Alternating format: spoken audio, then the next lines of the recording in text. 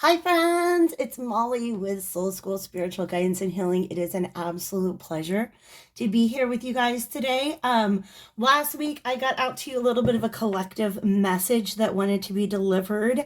And then there was, of course, a follow up about the topic of Black League patterning, which showed up in that reading. And I just want to let you guys know there's going to be more. Okay. I've gone back into the literature, into meditation on the topic of alchemizing polarity or alchemizing a highly polarized situation. And so I'm definitely going to have some more collective readings on that topic. But for now, I want to go ahead and do what I said I was going to do after I did the collective reading, and that is to jump back into my star sign readings.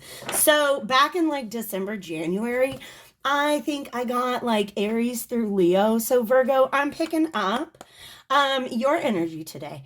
And let's just kind of, I've got the Alchemical Visions Tarot right now. I've got a couple cards that jumped out from my 5-cent tarot. We'll get to those in a second. But welcome. If you guys feel like you're digging it, definitely like the video, subscribe, leave a comment, definitely just, engage.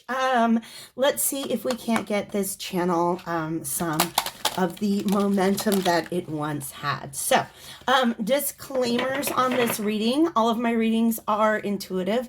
They are collective. This one is designed for strong Scorpio placements. So, might not even be your top 3. I said Scorpio, didn't I? I just caught myself. It's Virgo, all right? So we're looking for Virgo sun, moon, rising, but you know what? I don't have a Virgo sun, moon, or rising, and yet it is a dominant sign in my chart. If you guys don't know how to find your dominant sign, I've got an old video about it, okay? It's pretty easy to do if you know where to go and what to look for. So definitely check that out. Final disclaimer, you guys, your free will is the greatest predictor of your future. Don't pick up a message that doesn't feel like it belongs to you. It feels like it resonates. It probably is for you or for somebody in your vicinity. Let's go ahead and talk about this. Okay. This strength card has been showing up since I started shuffling the deck. So it's definitely got a bit of a message, okay? I'm going to leave this right here. I really was just getting this deck ready, shuffling it up, getting the flow, getting the energy flowing through it. But this is a good place to stop because I want to come here and talk about what is the overarching message. When I just said, hey, you know what, let's do a Virgo reading, Spirit was like, here we are, we got your message. Okay, so they showed up immediately, and here is what they brought through. Virgo, if this message is for you, there is a situation in your life that looks really great on paper, but like on the surface, okay, logistically speaking, it feels like it should work out, but if you really, really examine the situation, there's some underlying issues, and I think it has to do with trust. I think it has a lot to do with trust. The first card that we've got is collaboration. So this lets me know, like, you're probably working on a project where you are coming together either with other people as a team or other people and the resources that they can provide. All right. So you've got a project, you've got a mission that it's not one that you can really do on your own. So coming together with other people, like I said, on the surface, on paper, it looks great, but there's something just beyond the surface that is talking to you, and I want you to pay attention to that. Okay, it has a lot to do with trust, or in this case, distrust. If there is a contract involved, you need to really be wary of the person that you're contracting with, okay? In fact, I feel like you almost kind of question whether or not you should be putting trust into this person, this people, the organization, like whatever it is that you're bringing together in order to cooperate. We've got the Two of Cups here reversed. It just says it right there, distrust, okay? But also look at the animals in this card. Okay, it is the three of buttons in this deck is Three of Pentacles. Typically that represents people coming together, collaborating in order to get something done.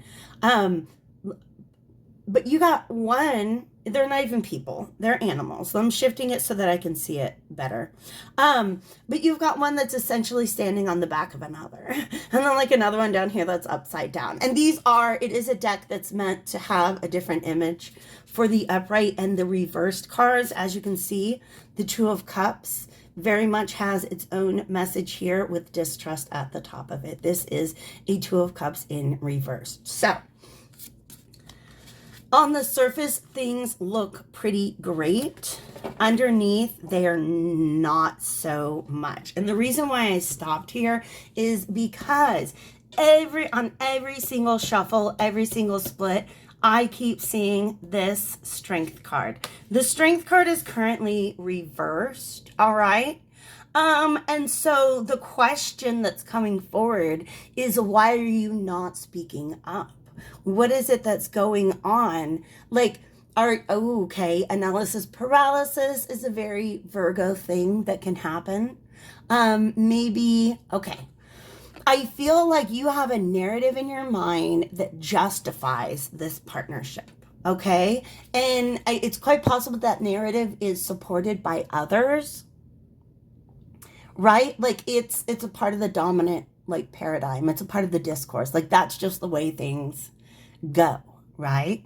I think you're almost nervous to verbalize your mistrust of this person because they seem on the surface to be somebody who is trusted by others around you, okay?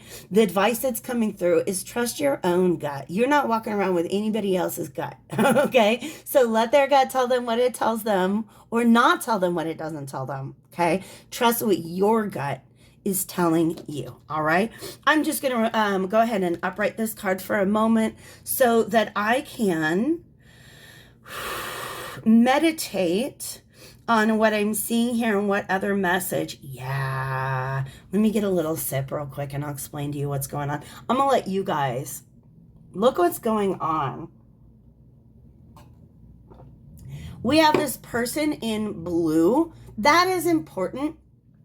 Just for some reason, whenever I see people in blue, I'm reminded of a fact I read a long time ago, that if you wear blue, especially a dark blue like this, to a job interview, it creates a sense of trust.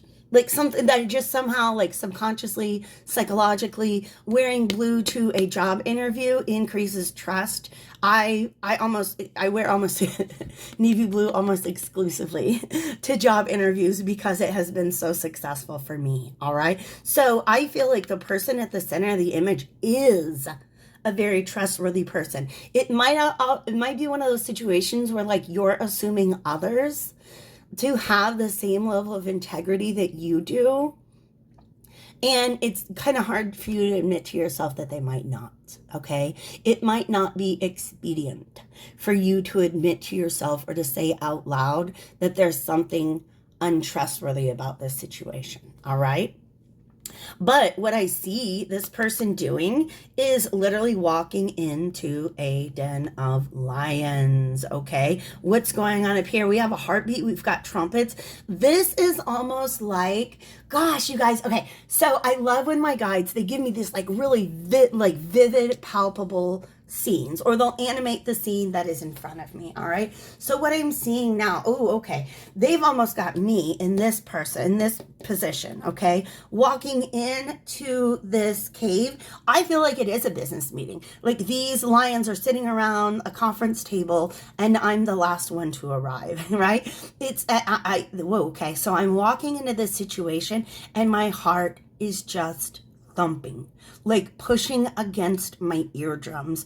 What that represents is that you're getting messages from your body about the fact that you do not trust this situation, okay? However, the messages coming from your body, like they don't feel like verifiable, objective information, okay? If you do not trust somebody, that is an objective truth.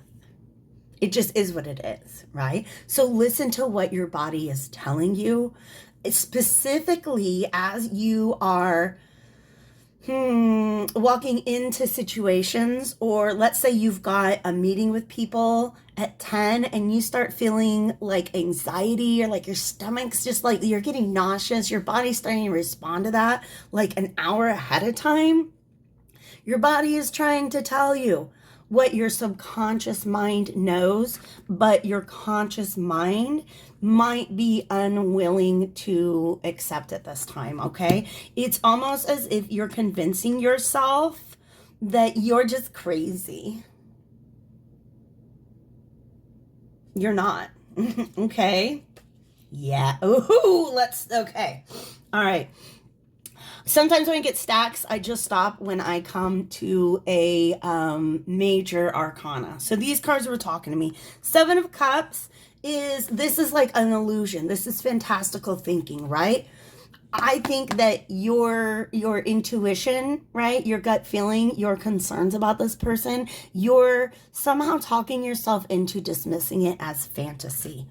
Okay, I advise against that, all right? Because look, here you are showing up in navy blue again. Can I show you something else? This right here, I don't know what this actually represents, but it felt to me like, what's the word for that? It's the evil eye, okay? And what I mean is that this is a protective amulet. And this person has it faced away from them, okay? It's almost like your defenses are really, really down. You put your defenses down to walk into this situation. You don't even have your spiritual protections in place, okay? Get them in place, all right? Meditate on this and like really believe that if you set a ward upon yourself, if you set a protection upon yourself, especially with conditions, right? Speak to your guides, go into meditation and say, you know what, if I'm walking into a situation that's not in my best interest, these are the signs you can send me, okay? All right, because right now you're getting signs and I think you're dismissing them. All right, let's do that. We're back to this navy blue. All right, this, and you're holding your coin, getting your coin. This dagger represents thoughts, okay? I think that you're a very ethical person, but I also think that you expect a lot of other people to be that are not, okay? So how do you look out for yourself in this situation? Really, really, really reconsider your plans. That's what this Three of Wands is all about, okay? Sitting there waiting for a ship to come in. That was something that was planned for, something that was put together ahead of time, all right? If you really were to go into meditation about this, if you really were to connect to your body, because King of Pentacles, not only is he all about that coin, okay, but he is connected to his physical body. His physical body is a tool. All right. And one of the ways in which we can use our physical body as a tool is to listen to the messages that it sends us. Okay. I think that if you're really, really going to meditate on this, you would find out that this venture, like you're having a hard time really seeing it play out to your benefit. Okay.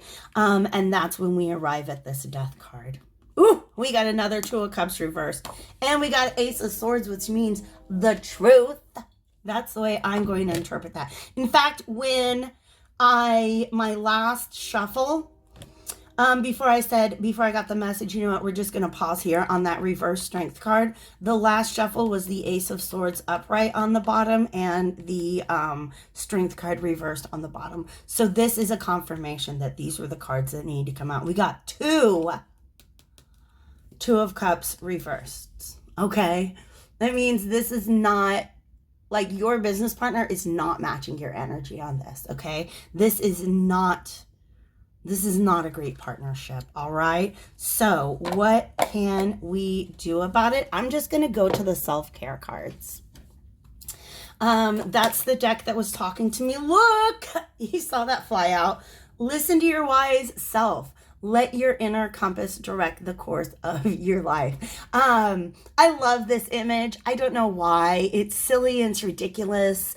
But it's also, I love this image so much. Here is sort of like the mundane self. You're walking through the mundane world. You are a very logical and rational person, Virgo, who is responding to the messages in the environment around you. That's what Virgos do. It's asking you to get in touch with that part of yourself. Look at this visual and look at how much it resonates here. Okay. Oh, you got the yellow and the blue and the circle and the, okay. All right. And the yellow headwear and everything. All right. So connecting to the higher self, the inner self, and really, really listening, because the question is not just, can I trust this person or not? But what you've really got to be able to confront is, why can't you admit that to yourself? Why is it so difficult to trust the message that your body is giving you whenever you walk into that situation? You guys, I do not believe in complicating anything any more than it needs to be. So while this is much shorter than a typical reading, I'm going to let it be, because I feel like the message that was meant for you guys today has definitely been shared. So best of luck to you, Virgos. Like I said, if you enjoyed the reading, drop a like, a comment, share it with somebody if you think they might benefit from that. Otherwise, I'm going to take a little photo of this and put it on the cover and get this out to you guys. So Virgos, thank you very much for being here with me today, and I'll see you very soon.